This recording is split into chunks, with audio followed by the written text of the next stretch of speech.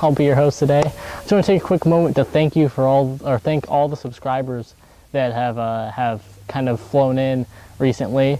I thank you for subscribing to my channel and making this community a better place. Also, I'd like to thank you for all my current subscribers, because they're what the backbone of what makes this channel work. People that view all of my videos and everything like that, engage in conversation. Even if you don't engage in conversation, you still may be picking something up that you didn't know from a video.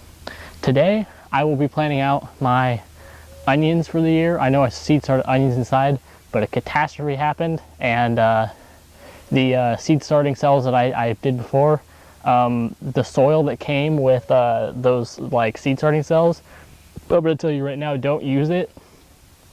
Use your own soil, because the soil that I use, all of my plants that are planted in that survive perfectly. But all the plants I planted in the soil that I got from the Burpee, that it was in those little coco core things for that starting kit, that soil was super bad. It had some sort of water absorbent property to it, more than coco core usually does, and it caused all of my plants to rot out, roots damping off, got like everything pretty much dead. So I had to restart all of my seeds pretty much, or majority of them that I had started. So basically I took all of them out, I put them back in my regular mixture, and now all the seeds that are coming up are really healthy and really good. So basically I'm gonna be trying something today. Because of that, what that happened, I have to start some more seeds, but I'm also going to be trying some onion sets. I usually don't grow onion sets for one reason, and that's bolting. And I've tried onion sets multiple times, and they just seem to bolt on me. So I'm going to try some onion sets here and see what happens. Dan from the Allotment Garden, he check his channel out if you haven't already. He advised me that yellow onions don't usually rot out or bolt, so I am probably going to grow some of those. I'm also growing some garlic, so some California softneck garlic. Haven't tried garlic before ever in my yard, so I decided probably should be time. Also, I use quite a bit of garlic in cooking, so that's why I'm going to be growing some of that. But these are all, you pretty much can grow these from sets no matter what. They usually don't bolt. You can grow them from seed, I think, too, but usually the most popular way is growing from sets. And then I also want to go over this right here. This is the Nutri-Rich. This is the only fertilizer that I use to feed these crops. I don't use anything else. This is what I used last year, and this is a basic 4-3-2. So nitrogen, phosphorus, potassium. All right, sorry about that, but I got potatoes. I got my red Pontiac potatoes in today and my Daisy Gold potatoes in today from Burpee Seed. They look pretty good. I don't see any soft ones or anything like that, and they look like they're starting to chit a little bit, but not too much. So I'll be putting those in the windowsill. I'll do another video on that here soon.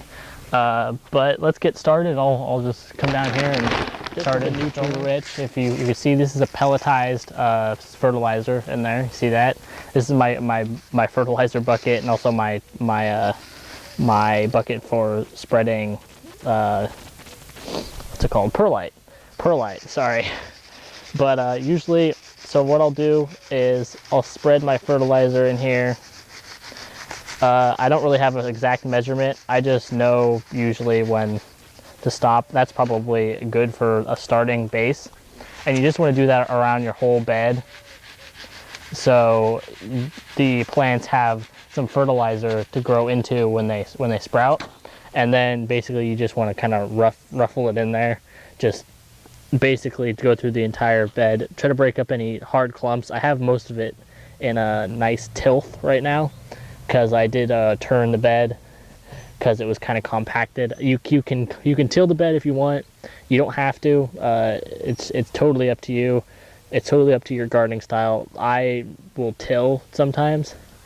Sometimes I won't. So it just depends on how compacted the soil is and how hard it is to work with. This was pretty compact, so And that's good right there. See, there's little bits of fertilizer in there, and they'll break down over time, and then you'll add more on top when they start growing.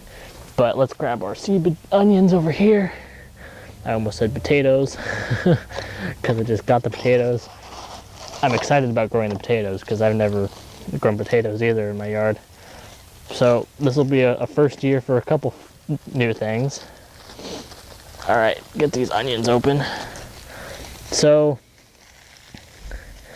what I know for seed onions is that you want to feel them, and so if there's one that's like soft, you don't want to plant those. Also, try to exclude your really small ones. Some of the bigger ones, like this, it's not soft at all. It's nice. It's covered up. There's nothing growing out of the top. It's good. Then you want to take it and you want to press it into the soil about 1 inch down and just give it a light covering, so that basically, see, this guy's a little green, a little soft right there. This one's okay. So I planted this one right here, okay? So you want to go a couple inches away, about 6 inches or so, and then place the next one down. Of course, I have this pole here, so I'm going to plant it over here slightly in a different row because of that, and then you cover it up. Just keep doing that. So this one can go right here, down, cover, boom, there you go. And you just keep doing it. Now, like I said, with sets, they have a tendency to bolt sometimes. So I'm going to be planting probably half this bed with sets, and then the rest will be with some seed, so that I don't completely rely on the onions for these onions for getting big and like actually bulbing. When they bolt, they'll be this little tiny thing, and then they'll have a big flower on top, and that's what's just going to happen every single time. So basically, when it comes to bolting, you just have to live with what happens. And with sets, every single time I've planted them a lot, they've bolted like that. So I've shied away from using them in the past, or going forward with my gardening style. But I'm gonna use some this year just to see if my assumptions were wrong that all of them bolt. If these don't bolt, I might end up using onion sets like this in the future for just the golden onions, and just buying these golden style onions for planting out. You don't want to plant them too close to edges and stuff, because they might not bulb up if you do that. A lot of the times after they start growing, I'll come through and I'll take some of the soil away in between them, so that they can get a little bit bigger without the resistance of the soil, so that they actually tend to bulb up better. That's what I did last year with the seeds, potato. I almost said potatoes again. The seed starts I planted for onions. Plant those a little further apart.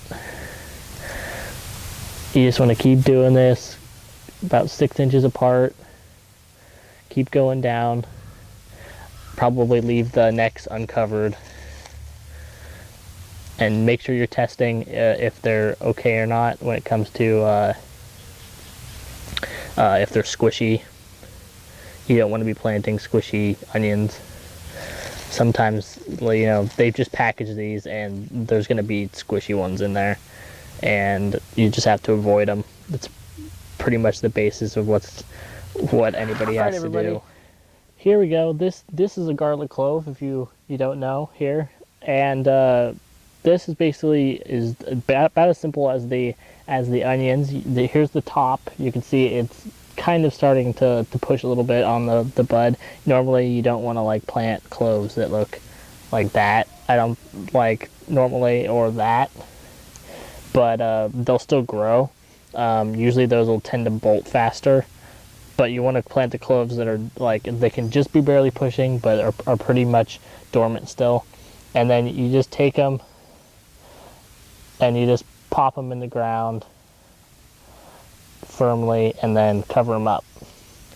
And then you want to take the ones on the outside. This one's a good one since it doesn't, and you want to plant them a couple inches apart, just like the onions. You know, they don't have to be as far because they grow smaller. So, but if you want really monstrous cloves, you can plant them pretty far apart. There's another one. Take it and you plant it a couple inches apart, 4, 5, 6 inches. I'll put this grass underneath here. I have a bunch of worms in here. You can see the soil. It's just full of worm castings. Like, that is just pure worm castings right there. Because I had like 200 worms and this mat.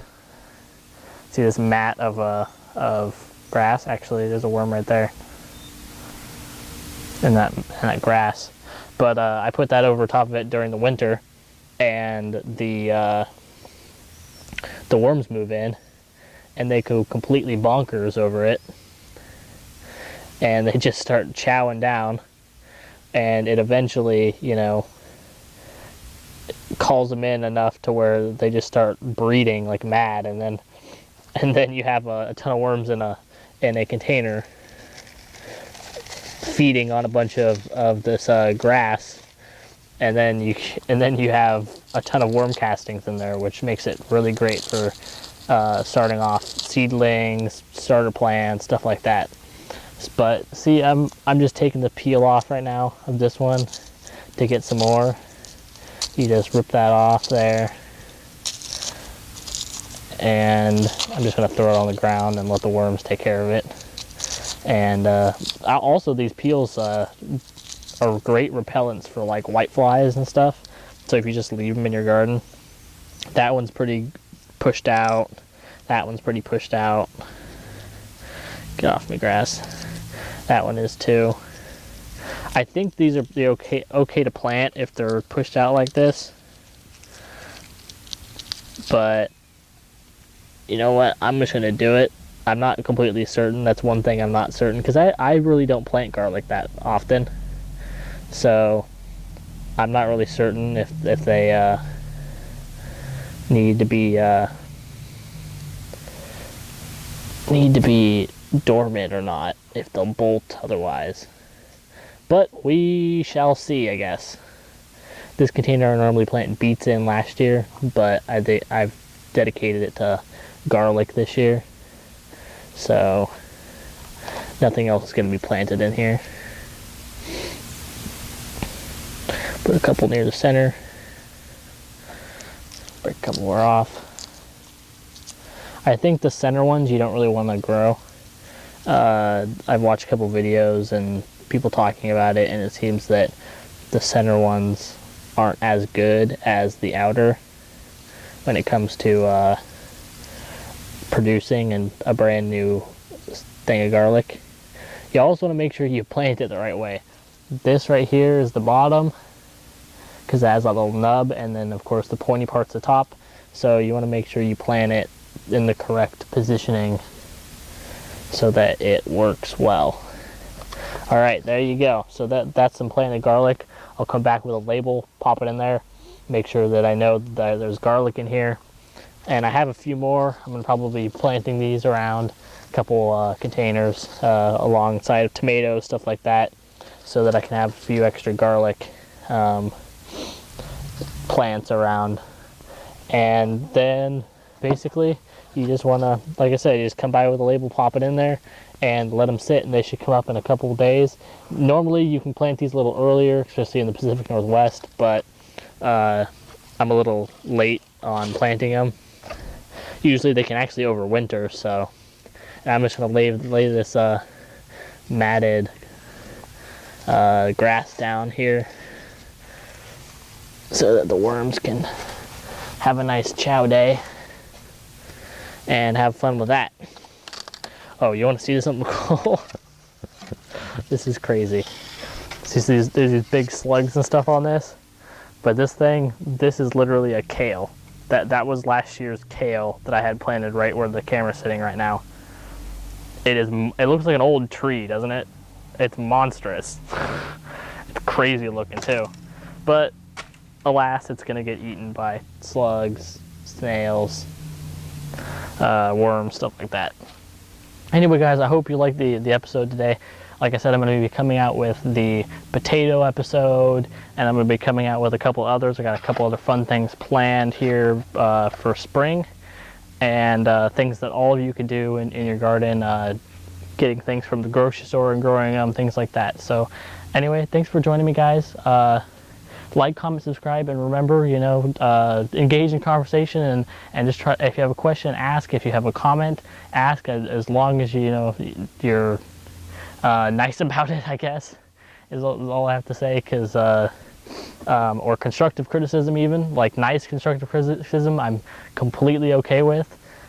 Just try to keep it clean and not mean, because I don't. This is just definitely a place where I like the people to feel safe. They want to talk about things. They don't feel like they're judged, and they care. They care about the gardening community, and they don't want to be judged by other people if they ask a stupid question or something. So no question is stupid. There's no stupid questions in gardening. There's no stupid questions in life. If you don't understand it, ask a question. Anyway, guys, thanks for joining me today, and I hope you guys have a wonderful day. Later, guys. Bye.